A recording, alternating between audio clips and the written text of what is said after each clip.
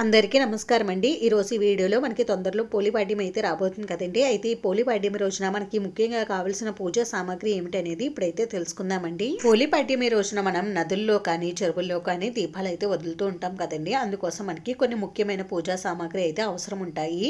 మనం బయటకు వెళ్ళినప్పుడు మనం ఏవైనా పూజా సామాగ్రి మర్చిపోతే మనకి పూజ చేసుకోవడానికి కొద్దిగా ఇబ్బందిగా ఉంటుంది. కాబట్టి ఈ పూజా సామాగ్రి అంటే ఈ పోలిపాడ్యం పూజకు కావాల్సిన ముఖ్యమైన పూజా సామాగ్రి గురించి ఈ వీడియోలో మీకు తెలియజేస్తానండి. ఈ వీడియో చూస్తే మీకు పూజకు కావాల్సిన సామాగ్రి ఏమిటనేది ఒక ఐడియా అయితే వస్తుంది కదా. అవన్నీ కూడా మీరు ముందుగా సిద్ధం చేసుకుని పెట్టుకుంటే మీకు బయటికి వెళ్ళి పూజ చేసేటప్పుడు ఎటువంటి హడావిడి లేకుండా టెన్షన్ లేకుండా మీరు పూజను ప్రశాంతంగా అయితే చేసుకోవచ్చండి. పోలిపాటి మీ పూజ చేసేటప్పుడు మనకి ముఖ్యంగా కావలసిన పూజా సామాగ్రిలో ముఖ్యమైనవి పసుపు, కుంకుమ, గంధం, అక్షింతలు, పువ్వులు, అరటి పండ్లు, కొబ్బరికాయ, అగరబత్తులు, వత్తులు, ఇంకా అగ్గిపెట్టి ఇవైతే మనకి ముఖ్యంగా కావాలండి.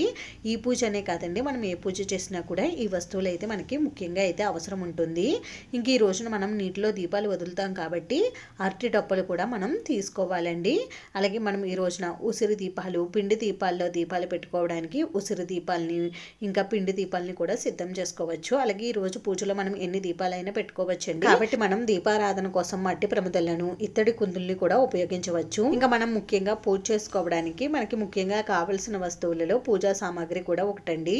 మనకి గంట, అగరబత్తులు వెలిగించుకోవడానికి, ఇంకా హారతి ఇవ్వడానికి పంచపాత్ర, ఇలా ప్రతి ఒక్కటి కూడా అవసరం ఉంటుంది. అందుకోసం పూజా సామాగ్రిని కూడా సిద్ధం చేసుకోండి. మనం పూజ చేసేటప్పుడు పూజ చేసే చోట మనం శుభ్రం చేసుకుంటాం కదండి. అలాగే బియ్యపిండితో ముగ్గు కూడా పెట్టుకుంటాం కాబట్టి తప్పకుండా బియ్యపిండిని కూడా తీసుకుని వెళ్ళాలండి. ఇంకా మనం ఈ రోజున నీటిలో దీపాలు వదులుతాం కాబట్టి మీరు నది దగ్గర దీపాలు వదిలితే మీరు పాత్ర ఏమీ తీసుకోవాల్సిన అవసరం లేదండి. ఒకవేళ ఈ పూజను మీరు ఇంట్లో చేసుకోవాలి అనుకుంటే మీరు ఏదైనా ఇత్తడిది కానీ, రాగిది కానీ, వెండిది కానీ పళ్ళెం అయితే తీసుకోవాలి. లేదు అంటే ఇటువంటి ఉర్లి లాంటివి ఉన్నా కూడా మీరు తీసుకోవచ్చు. పూల సజ్జ కానీ ఏవైనా తీసుకోవచ్చు. అవి ఏమీ కూడా లేకపోతే అప్పుడు మీరు స్టీల్ పళ్ళెం కానీ, ప్లాస్టిక్ టబ్ కానీ ఉపయోగించవచ్చండి. లేదు అంటే మనం నీటిలో దీపాలు వదులుకోవడానికి గాజు బౌల్స్, ఇంకా మట్టి బౌల్స్ లో కూడా మనం ఈ పాటిమి దీపాలను అయితే వదలవచ్చు. ఇంకా మనం నీటిలో దీపాలు వదలడానికి పోలి పాటిమి ఒత్తిని అయితే తయారు చేసుకోవాలండి. అంటే 33 ఒత్తులు కానీ 35 ఒత్తులతో కానీ మనం దీపాన్ని అయితే నీటిలో వదులుతాం కాబట్టి మీరు ఒత్తులను కూడా ముందు రోజు నైటే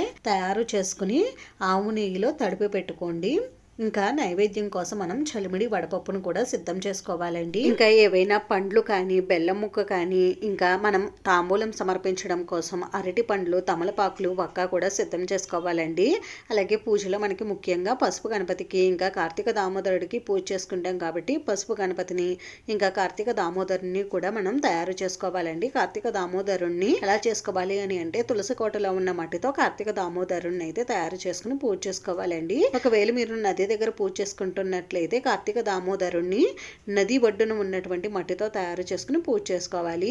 మనం పూజ చేసినప్పుడు పోలి స్వర్గము వ్రత కథ అయితే చదువుకుంటాం కదండి. అందుకోసం మనం కార్తీక పురాణ పుస్తకాన్ని కూడా తీసుకుని వెళ్ళాలి. పోలి పాడ్యము పూజ కోసం ముఖ్యంగా సిద్ధం చేసుకోవాల్సిన పూజా సామాగ్రి అయితే ఇవేనండి. ఈ వీడియో మీకు నచ్చితే ప్లీజ్ లైక్ చేసి, షేర్ చేసి, సబ్స్క్రైబ్ చేసుకోండి. Thanks for watching.